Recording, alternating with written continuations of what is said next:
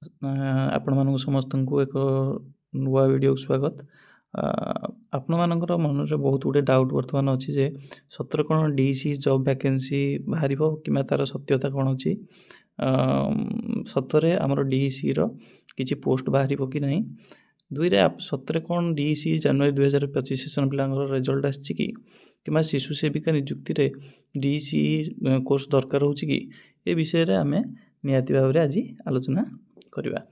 ତେଣୁ ପ୍ରଥମେ ଯେଉଁ DEC ଜବ୍ ଭ୍ୟାକେନ୍ସି କ'ଣ ରହିଛି, ସବୁ ପିଲା କ'ଣ କରୁଛନ୍ତି ନା DEC ଜବ୍ ବାହାରିବ କହିକି ଅନେକ ଗୁଡ଼ିଏ ଚ୍ୟାନେଲ୍ ସେମାନଙ୍କର ପେଡ୍ ସେମାନେ କ୍ଲାସ୍ ଆରମ୍ଭ କରିଦେଉଛନ୍ତି। ଆପଣମାନେ ଜମା ସେଥିରେ ପଶନ୍ତୁନି, କାରଣ ବର୍ତ୍ତମାନ ସୁଦ୍ଧା କୌଣସି ପ୍ରକାରର ଆପଣମାନଙ୍କର ବର୍ତ୍ତମାନ ସୁଦ୍ଧା ପୋଷ୍ଟ ବାହାରିନି। ତେଣୁ DECର ଯେତେବେଳେ ପୋଷ୍ଟ ବାହାରିବ ଆପଣଙ୍କର ଆମର ଓଡ଼ିଶା ଗଭର୍ଣ୍ଣମେଣ୍ଟରେ, ସେତେବେଳେ ଯାଇକି ଆପଣ ପେଡ୍ କ୍ଲାସ୍ କରନ୍ତୁ କି ଯାହା କରନ୍ତୁ। ଅଯଥାରେ କୌଣସି ଚ୍ୟାନେଲ୍ ମାଧ୍ୟମରେ କିମ୍ବା କୌଣସି କୋର୍ସ ଆପଣ ଆଡ଼ମିସନ୍ କରନ୍ତୁ ନାହିଁ, ଯାହାଦ୍ୱାରା କି ଆପଣମାନଙ୍କର ହିଁ କ୍ଷତି ହେବ। କାରଣ ବର୍ତ୍ତମାନ ସୁଦ୍ଧା କୌଣସି ଜବ୍ ଅପଡ଼େଟ୍ ଆସିନାହିଁ DECର।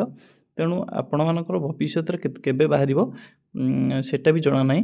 ତେଣୁ ଆସିବାର ନିହାତି ସମ୍ଭାବନା ଅଧିକ ରହିଛି, କିନ୍ତୁ କେବେ ଆସିବ ଜଣା ନାହିଁ। ତେଣୁ ବର୍ତ୍ତମାନ ଠାରୁ ଆପଣମାନେ ଯେଉଁ ବିଭିନ୍ନ ପ୍ରକାରର ପେଡ୍ କୋର୍ସେସ୍ ଆରମ୍ଭ କରିଦେଉଛନ୍ତି ସେଇଟା କରନ୍ତୁ ନାହିଁ, କାରଣ ବର୍ତ୍ତମାନ ସୁଦ୍ଧା କୌଣସି ଏମିତି ପୋଷ୍ଟ ଆସିନାହିଁ। ଏବଂ ଯେତେବେଳେ ବି ଆପଣଙ୍କର ଆସିବ ପୋଷ୍ଟ, ନିହାତି ଆମେ ଆପଣମାନଙ୍କୁ ଜଣାଇଦେବୁ। ଓଡ଼ିଶା ଗଭର୍ଣ୍ଣମେଣ୍ଟର ଏବେ ପର୍ଯ୍ୟନ୍ତ କୌଣସି ପୋଷ୍ଟ ବାହାରିବାର ସମ୍ଭାବନା ନାହିଁ, ଯେହେତୁ ଆମର ଏବେ ପ୍ରି ପ୍ରାଇମେରୀ କ୍ଲାସ୍ଟା ଆମର ସ୍କୁଲରେ ଆଡ଼୍ ହେଇଛି। ତେଣୁ ବୋଧହୁଏ ସେମାନେ ଗଭର୍ଣ୍ଣମେଣ୍ଟକୁ କିଛି ଦିନ ଲାଗିପାରେ ଏଗୁଡ଼ିକ ନୂଆ ପୋଷ୍ଟ କିଛି କ୍ରିଏଟ୍ କରିବା ପାଇଁ, ପିଲାମାନଙ୍କୁ ପୋଷ୍ଟିଂ ଦେବା ପାଇଁ, କିନ୍ତୁ ଏବେ ସୁଦ୍ଧା ସେମିତି କୌଣସି ଅପଡ଼େଟ୍ ନାହିଁ। ତେଣୁ ଯେଉଁମାନେ DEC ବି କୋର୍ସ କରିଛନ୍ତି ସେମାନେ ଏକତ୍ରିତ ହୋଇକି ଯାଇକି ଗଭର୍ଣ୍ଣମେଣ୍ଟ ସାଥିରେ କଥା ହୁଅନ୍ତୁ ଯେ ଆପଣମାନଙ୍କର କୌଣସି ସେମିତି କୋର୍ସ ପୋଷ୍ଟ ବାହାରିବାର ଅଛି କି ନାହିଁ। ଆପଣଙ୍କ ସଂଗଠନକୁ ସୁଦୃଢ଼ କରନ୍ତୁ।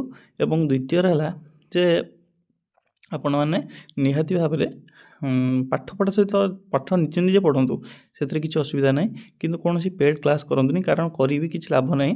ଯଦି ଆପଣ କ୍ଲାସ୍ କରିବାକୁ ବି ଚାହୁଁଛନ୍ତି ତାହେଲେ ନିହାତି ଆମକୁ ମେସେଜ୍ ମାଧ୍ୟମରେ ଜଣାଇବେ। ଆମେ ଏଇ ଚ୍ୟାନେଲ୍ ମାଧ୍ୟମରେ ମାଗଣାରେ କ୍ଲାସ୍ କରିବା, କିଛି ଅସୁବିଧା ନାହିଁ, କିନ୍ତୁ କୌଣସି ପେଡ୍ କ୍ଲାସ୍ କରନ୍ତୁ ନାହିଁ। ଦ୍ୱିତୀୟରେ ସତରେ କ'ଣ DECର ଜାନୁଆରୀ 2025 ସେସନ୍ର ରେଜଲ୍ଟ ଆସିଛି କି? ସେମିତି କୌଣସି ରେଜଲ୍ଟ ବର୍ତ୍ତମାନ ସୁଦ୍ଧା ଆପଣଙ୍କର ଆସିନାହିଁ। ମୁଁ ପୂର୍ବ ଭିଡ଼ିଓରେ ଆପଣମାନଙ୍କୁ କହିଥିଲି ଯେ ଆପଣମାନଙ୍କର ଆସାଇନମେଣ୍ଟରେ ଆପଣ ଆସାଇନମେଣ୍ଟର ଷ୍ଟାଟସ୍ ଚେକ୍ କରିପାରିବେ ଯେ ଆପଣମାନଙ୍କର କେଉଁ ଡେଟ୍ରେ ଆସାଇନମେଣ୍ଟ ସବମିସନ୍ ହୋଇଛି କିମ୍ବା ସବମିଟ୍ ହୋଇଛି ନା ନାହିଁ, ଆପଣ କନଫର୍ମ ହୋଇପାରିବେ। କିନ୍ତୁ କୌଣସି ପ୍ରକାର ଆଜି ପର୍ଯ୍ୟନ୍ତ ଆପଣଙ୍କର DECର ରେଜଲ୍ଟ ଆସିନାହିଁ। ଏବଂ ଅନେକଙ୍କର ମନରେ ଡାଉଟ୍ ଅଛି ଯେ ଶିଶୁ ସେବକ ଯେଉଁ ସେବିକା ନିଯୁକ୍ତି ହେଉଛନ୍ତି ବର୍ତ୍ତମାନ ପ୍ରାଇମେରୀ ସ୍କୁଲରେ, ସେଟାରେ ଆମର DEC ଦରକାର ହେଉଛି କ'ଣ? ସେମିତି କୌଣସି DEC କୋର୍ସ ଦରକାର ହେଉନାହିଁ ଶିଶୁ ସେବିକା ପାଇଁ, କାରଣ ଶିଶୁ ସେବିକାଟା ଆମର SMC ଚେୟାରପର୍ସନ୍ ମାନଙ୍କ ଦ୍ୱାରା ବା SMC କମିଟି ମାନଙ୍କ ଦ୍ୱାରା ସେଇଟା ପୋଷ୍ଟିଂ ହେବାର ଅଛି। ଏବଂ ସେଟାରେ କୌଣସି ସେମିତି ଆମର ଶିକ୍ଷାଗତ ଯୋଗ୍ୟତା ନାହିଁ।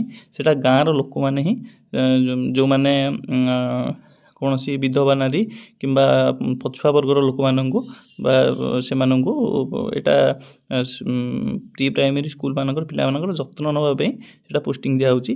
ସେମିତି କୌଣସି ଏଇଟା ପଢ଼ାଇବା ପାଇଁ ଏଇଟା କୌଣସି ପୋଷ୍ଟ ନୁହଁ। ଏବଂ ସେଇ ଗାଁ ଭିତରେ ହିଁ ଏଇଟା ପୋଷ୍ଟିଂ ଦିଆହେବ SMC କମିଟି ଦ୍ୱାରା। ତେଣୁ ଆପଣମାନଙ୍କର ଯେଉଁ ଡାଉଟ୍ ରହୁଛି, ସମସ୍ତେ ପ୍ରାୟ କୋଶ୍ଚିନ୍ କରୁଛନ୍ତି ଯେ ଶିଶୁ ସେବିକା ଏବଂ ଯେଉଁମାନେ ଶିଶୁ ସେବିକା ଏବେ ଯେଉଁ ବାହାରିଛି ଗଭର୍ଣ୍ଣମେଣ୍ଟ ତରଫରୁ, ସେଇଟା ଆମର ଏଇ DEC କୋର୍ସ ଭିତରେ ଯାଉଛି କ'ଣ? ନାହିଁ, ସେମିତି କିଛି ନୁହଁ। ଆମର DEC କୋର୍ସ ସେଥିପାଇଁ କିଛି ଦରକାର ନାହିଁ। ଏଇଟା ସାଧାରଣତଃ ଆମର SMC କମିଟି ଦ୍ୱାରା ଏଇଟା ପୋଷ୍ଟିଂ ଦିଆଯିବ। ଏବଂ ଏଇଟା ଗଭର୍ଣ୍ଣମେଣ୍ଟ ପୋଷ୍ଟ ବି ନୁହଁ, ପ୍ରତିବର୍ଷ ସେମାନଙ୍କର ରିନ୍ୟୁଆଲ୍ ହେବ। ସେମାନେ ସାଧାରଣତଃ ପିଲାମାନଙ୍କର ଯତ୍ନ ନେବା ପାଇଁ ସେମାନେ ପୋଷ୍ଟିଂ ହେବେ। ତେଣୁ ଆଜିର ଭିଡ଼ିଓଟି ଆପଣମାନଙ୍କୁ ଏଇଟା ଇନଫର୍ମ ଦେବା ପାଇଁ ଥିଲା ଯେ ଯେଉଁ ବହୁତ ଗୁଡ଼ିଏ ଡାଉଟ୍ ରହୁଛି ବର୍ତ୍ତମାନ ପିଲାମାନେ ଆଖି ବୁଜିକି ଜବ୍ ବାହାରିବ ବୋଲି ବିଭିନ୍ନ କୋର୍ସରେ ପେଡ୍ କୋର୍ସ ନେଇଯାଉଛନ୍ତି। ତେଣୁ ସେଥିପାଇଁ ଥିଲା, କିନ୍ତୁ ଆପଣମାନଙ୍କ ମନରେ କୌଣସି ଡାଉଟ୍ ନ ରହୁ ବୋଲି ଏ ଭିଡ଼ିଓଟି ମୁଁ ଆଜି କଲି। କିନ୍ତୁ ଯଦି ଆପଣ ମନରେ ରହୁଛି ଯେ ଆପଣ ନିହାତି ଜବ୍ ବାହାରିଲେ ପଢ଼ାପଢ଼ି କରିବେ କି ଏବେଠୁ ପଢ଼ାପଢ଼ି କରିବେ, ଆପଣ ପଢ଼ାପଢ଼ି କରିବାଟା କୌଣସି ଭୁଲ କଥା ନୁହଁ। ଆପଣମାନେ ପଢ଼ାପଢ଼ି ଏବେଠାରୁ ଷ୍ଟାର୍ଟ କରନ୍ତୁ, ନିଜେ ନିଜେ ପଢ଼ନ୍ତୁ, କିଛି ଅସୁବିଧା ନାହିଁ। ଆପଣ ଯଦି କହିବେ ବି ଚ୍ୟାନେଲ୍ ମାଧ୍ୟମରେ ଆମେ ବିଭିନ୍ନ ପ୍ରକାର ଟପିକ୍ ଆଲୋଚନା କରିବା, କିନ୍ତୁ ଆପଣମାନେ ପେଡ଼୍ କୋର୍ସ ବର୍ତ୍ତମାନ ନିଅନ୍ତୁ ନାହିଁ। ଏଇଟା ଏମିତି କୌଣସି ବର୍ତ୍ତମାନ ସୁଦ୍ଧା କାରଣ ପୋଷ୍ଟ ବାହାରିନି, ତେଣୁ ଆପଣ ପେଡ଼୍ କୋର୍ସ ନେଇକି ବି କିଛି ଲାଭ ନାହିଁ। ତେଣୁ ଭିଡ଼ିଓଟି ଆପଣମାନଙ୍କୁ ଯଦି ଇନଫର୍ମେଟିଭ୍ ଲାଗିଛି ତାହେଲେ ନିହାତି ଭାବରେ ଲାଇକ୍ ସେୟାର ସବସ୍କ୍ରାଇବ୍ କରିବେ।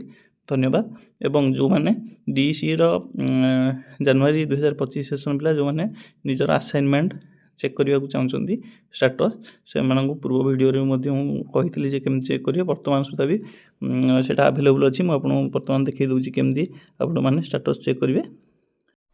ସିମ୍ପଲି ଆପଣ ଆସାଇନମେଣ୍ଟ ଷ୍ଟାଟସ୍ ଚେକ୍ କରିବାକୁ ଚାହୁଁଥିଲେ ନିହାତି ଭାବରେ ଇଗ୍ନୋ ସାଇଟ୍କୁ ଯାଇକରି ଇଗ୍ନୋ ଆସାଇନମେଣ୍ଟ ଷ୍ଟାଟସ୍ ମାରିବେ ଏବଂ ଆସାଇନମେଣ୍ଟ ପ୍ରୋଜେକ୍ଟ ଯେଉଁ ଆସୁଛି ତାକୁ କ୍ଲିକ୍ କରିବେ ଏବଂ ଆପଣଙ୍କର ଏନରୋଲମେଣ୍ଟ ନମ୍ବର ଦେବେ ଏବଂ ପ୍ରୋଗ୍ରାମ କୋଡ଼୍ ଏଠାରେ DCE ଦେବେ ଏବଂ ସବମିଟ୍ କଲେ ନିହାତି ଭାବରେ ଆପଣମାନଙ୍କର ଆସାଇନମେଣ୍ଟ ଷ୍ଟାଟସ୍ ଶୋ କରିବ। ଭିଡ଼ିଓଟି ଇନଫର୍ମେଟିଭ୍ ଥିଲେ ନିହାତି ଭାବରେ ଲାଇକ୍ ସେୟାର ଏବଂ ସବସ୍କ୍ରାଇବ୍ କରିବେ। ଧନ୍ୟବାଦ।